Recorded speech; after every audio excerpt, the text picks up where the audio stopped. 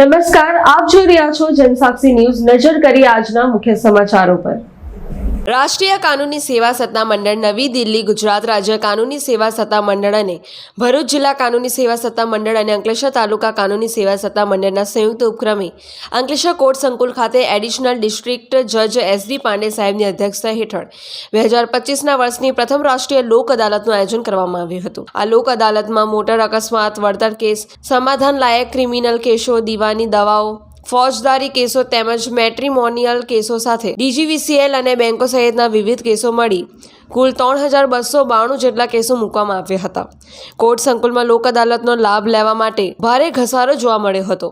લોક અદાલતમાં Ankleshwar bar association, court staff તેમજ ન્યાયાધીશોએ સેવા આપી હતી।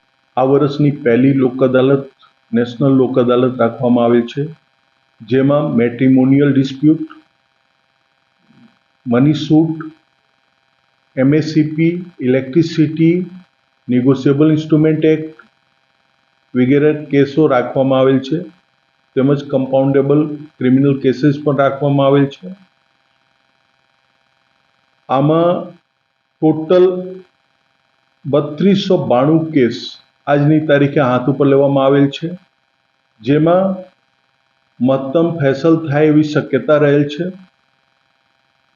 જો લોક અદાલતમાં કોઈ પણ સેટલમેન્ટ થાય તો એનાથી બધાને સમયના, પૈસાના બચત થાય। તે સિવાય બંનેની વિન વિન સિચ્યુએશન હોય, એકબીજા સાથે સંબંધ પહેલાં જેવી સાચવી રાખે, કોઈ સંબંધ બગડે નહીં।